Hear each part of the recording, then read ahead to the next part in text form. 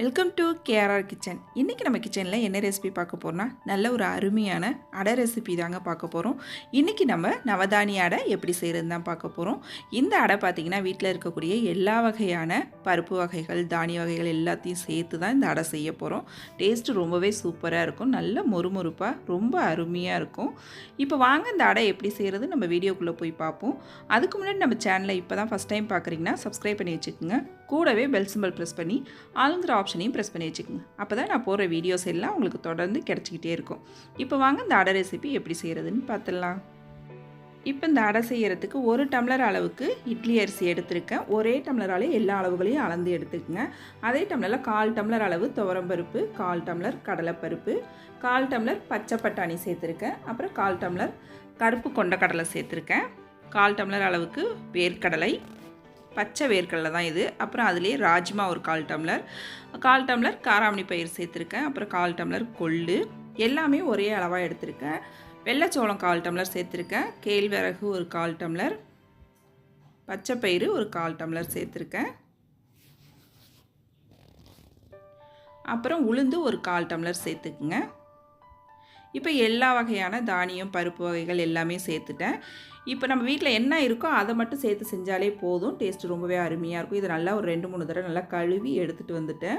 இப்போ தண்ணி ஊற்றி நல்லா ஒரு 8 மணி நேரத்துக்கு ஊற வச்சுக்கும். ஏன்னா இந்த பருப்புலாம் ஊறுறதுக்கு கொஞ்சம் டைம் எடுக்கும். நமக்கு வேர்க்கடலை, பச்சை பட்டாணி இதெல்லாம் சேர்த்துருக்கோம். அதனால் ஊறுறதுக்கு கொஞ்சம் டைம் எடுக்கும். ஒரு 8 மணி நேரம் ஊற வச்சுக்கோங்க. அப்போ தான் நல்லா அடை சாப்பிடும் போது நமக்கு நல்லாயிருக்கும்.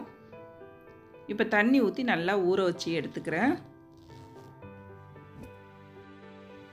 இப்போ பாருங்கள் எல்லாம் நல்லா ஊறி வந்துருச்சு. இப்போ நம்ம இதை ஒரு தடவை அலசி எடுத்துக்குவோம். அதே தண்ணியை வச்சு அரைக்க வேண்டியல, அந்த தண்ணியை வடிகட்டிட்டு ஒரு யோதரை அலசி எடுத்துக்குங்க.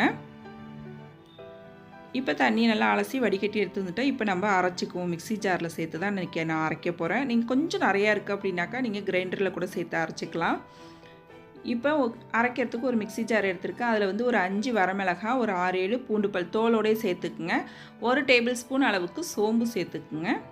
இப்போ நம்ம ஊற வச்சுருக்க பருப்பையும் இதில் கொஞ்சமாக சேர்த்து அரைச்சிக்குவோம். இது பார்த்திங்கன்னா கொஞ்சம் கொரப்பாக தான் அரைச்சி எடுத்துக்கணும். அப்போ தான் நல்லா அடை வந்து நமக்கு மொறுமொறுப்பாக கிடைக்கும்.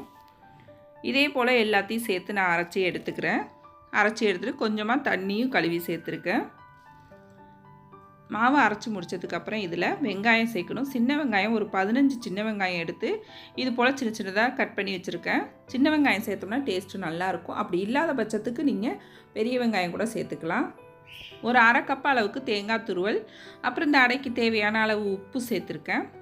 நல்லா பொடியான இருக்குன்னா கருவேப்பிலை கொத்தமல்லி இது கூட சேர்த்துக்குங்க.